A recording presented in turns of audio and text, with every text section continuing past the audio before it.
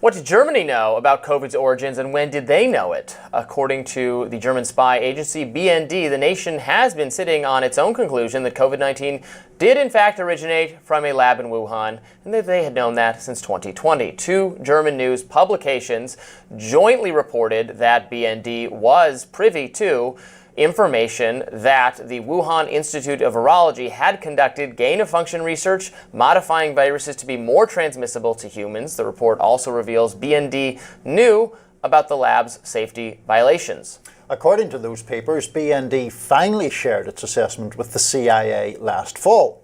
In January, the CIA in turn conceded that it is more likely that COVID came from a lab than a nature spillover. The agency, however, still says it has low confidence in any definitive explanation. Now, the New York Times published an op-ed over the weekend titled, "We were badly misled about the event that changed our lives." And that not only acknowledged that there is, quote, no strong evidence ruling out a lab leak, but that there were attempts made to squelch legitimate debate on that point. Let's start from the beginning. We're now time for something really shocking. It's emerged that a German intelligence report has found an 80 to 95% probability that COVID-19 came from the Wuhan lab accident and was suppressed by German Chancellor Angela Merkel. Now, some of you may remember it wasn't long ago that the Wuhan lab leak theory was dismissed as misinformation. Indeed, some even claimed that it was racist, the favourite word for the elite class today, but now it is quite clearly the most likely source of the virus. I'm joined tonight by one of the very first people to shine a light on this scandal, Matt Ridley, who joins us down the line. And I must say, he was one of the first voices on this, a courageous voice challenging the dominant consensus. So, Matt, what are we learning from this report? Well, what we're learning is that the German intelligence, whatever they're called, agency, said pretty early on that they thought it was very likely that it was a lab leak. And they based that on some documents that they managed to lift out of the Wuhan Institute of Virology, including dissertations, and the research that was going on there. Now, we don't know what those documents were, but they made that assessment pretty early on, and then they sat on it. They didn't share it with the Americans until very recently. They didn't share it with other intelligence agencies, as far as we can. And we've only found out about it because it was leaked to the Sueddeutscher Zeitung and others. It's just yet another example of how difficult it has been to get intelligence agencies, journalists, politicians to face up to the fact that we are almost certainly dealing with an enormous industrial accident that killed north of 20 million people. And what do you think this is telling us about the political authorities? I mean, there has been this suggestion that Angela Merkel perhaps suppressed this information. I mean, what's it telling us about how politicians are trying to control the supply of information to voters? Well, I mean, I had a similar experience with trying to talk to British security agencies and saying, look, you have to take the lab leak seriously. It's not a conspiracy theory. The evidence is really quite strong now. It's getting stronger all the time. The evidence for the alternative is very weak. And they just weren't interested in listening. And there were three reasons, I think, for this reluctance. One was that some people didn't want to upset China. Some people said so explicitly. Two was that some people wanted it to be a cautionary tale about chopping down the rainforest and things, and it didn't suit them. And three was that quite a lot of people thought it would damage the reputation of scientists. Well, it would have done an awful lot less damage if they'd said, look, there's one rogue lab that's gone wrong here. The rest of science is fine. By the way, you said I was one of the first. I wasn't actually. In the first couple of months, I was going around telling people, no, it probably isn't a lab leak, because I was conned by an article written by some scientists saying, here's the evidence it's not a lab leak. And I later found out that they didn't believe it themselves, even as they were writing that article. So it's really it's a very significant scandal, this, and it needs to be brought to light and investigated thoroughly. And I'm not confident it's going to happen. We're not quite there yet, but we're at the beyond reasonable doubt stage. But there is something broader going on here, isn't there, in that what's often called conspiracy theory, we've seen it, for example, with two-tier justice in this country. Angela Rayner comes out and says, well, two-tier justice is a conspiracy theory. But actually 6-7 months down the line, we then get evidence about sentencing guidelines which are clearly advocating two-tier justice. There's something here about ideas, theories, concepts that fly in the face of the elite consensus.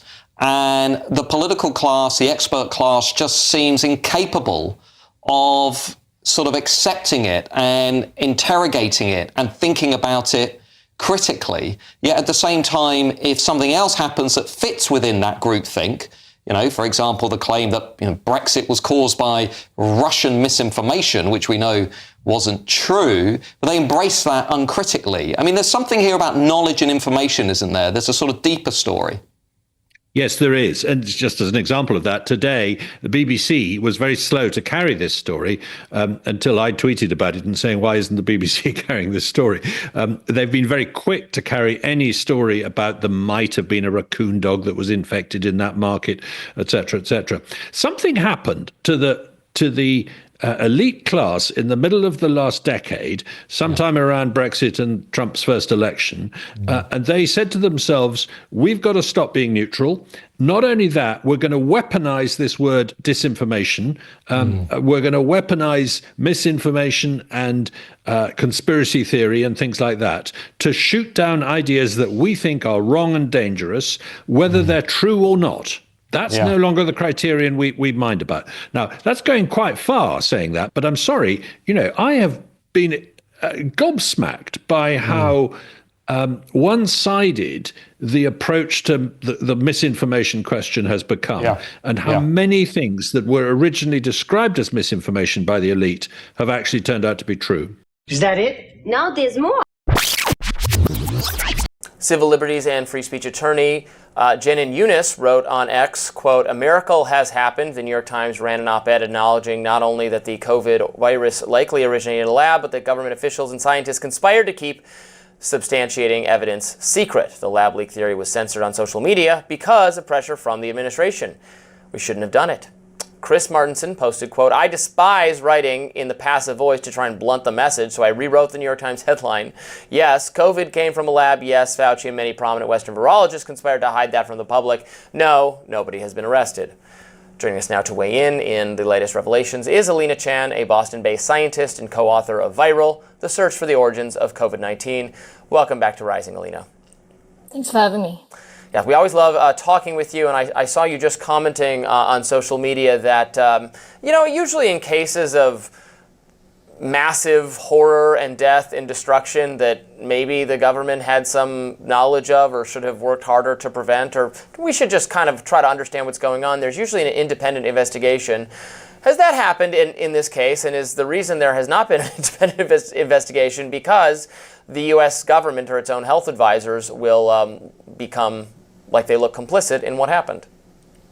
So I think this was laid out very clearly in the New York Times opinion piece, that it wasn't just that the US couldn't investigate. It was actually that leading scientists and politicians in the West, in the US and Europe, were shutting down the lab leak hypothesis as a conspiracy theory.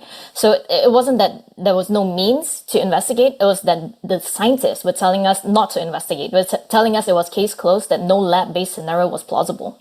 And you have yourself, I believe, written for the New York Times, making the case, responding to people saying, well, we'll never know. I guess we need to move on with our lives. Saying that actually a substantial investigation looking at aspects of COVID's origins could provide new insights into how it came to be, could shore up one of the major theories that it's not true that we have to just kind of shake our heads and say, oh, well, we'll never know.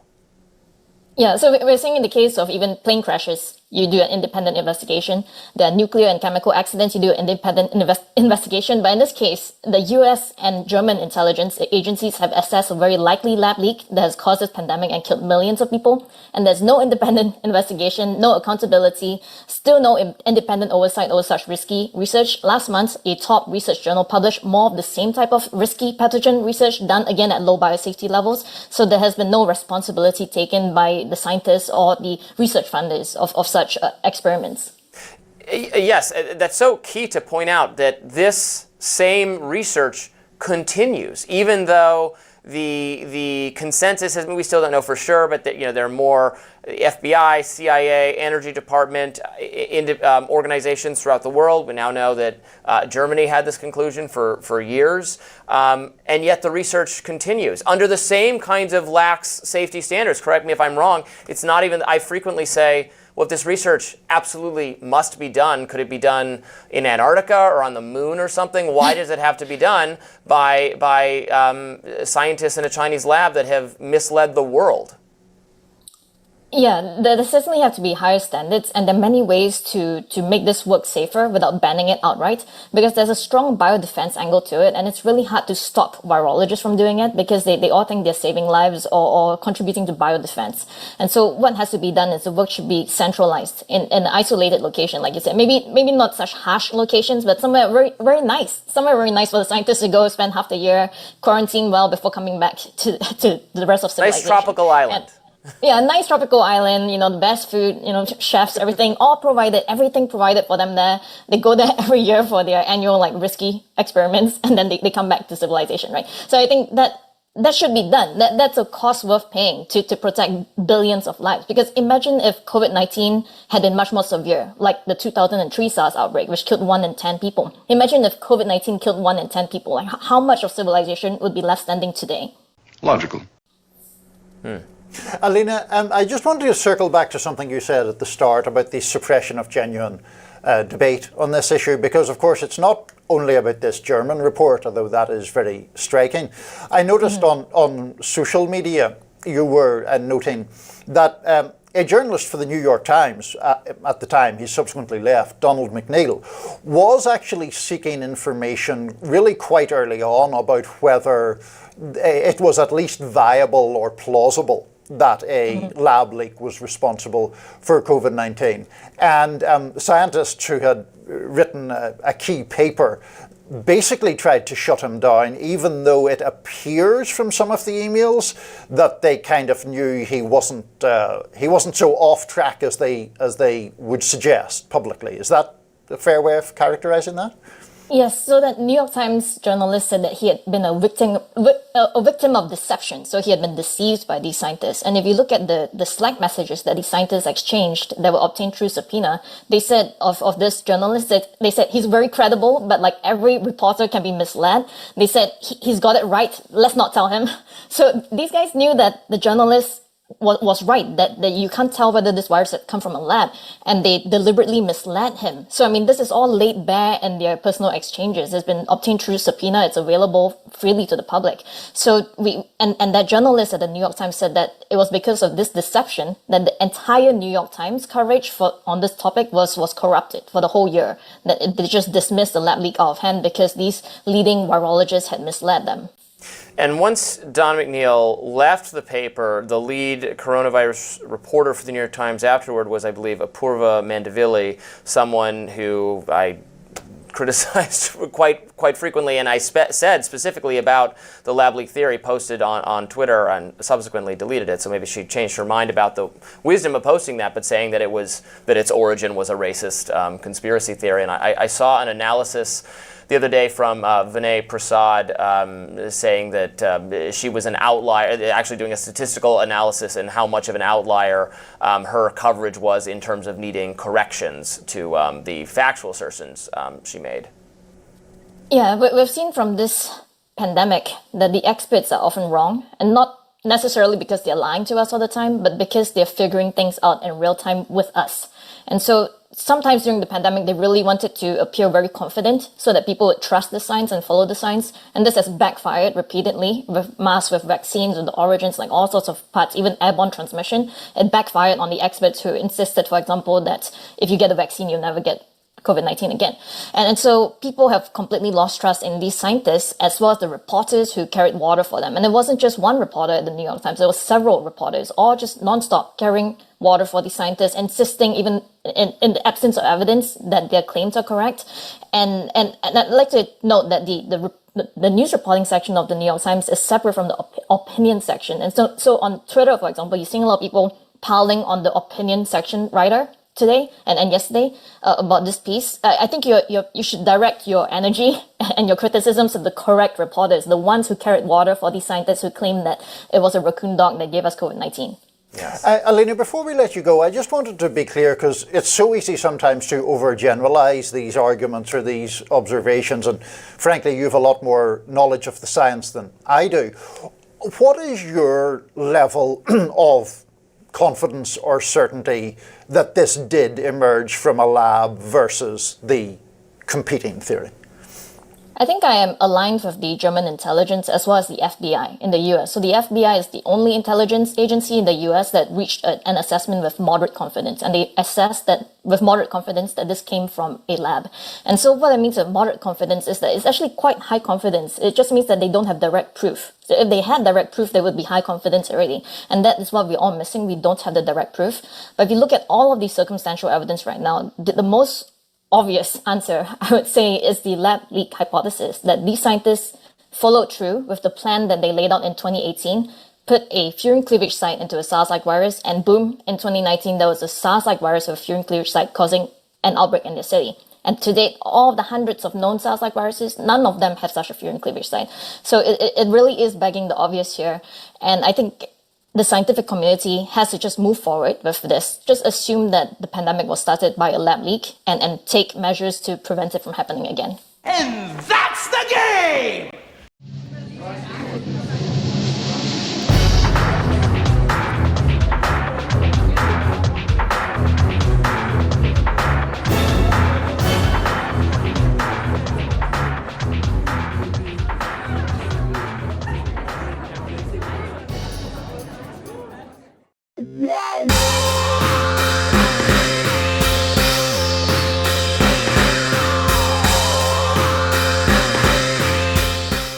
You've disconnected from the hive mind.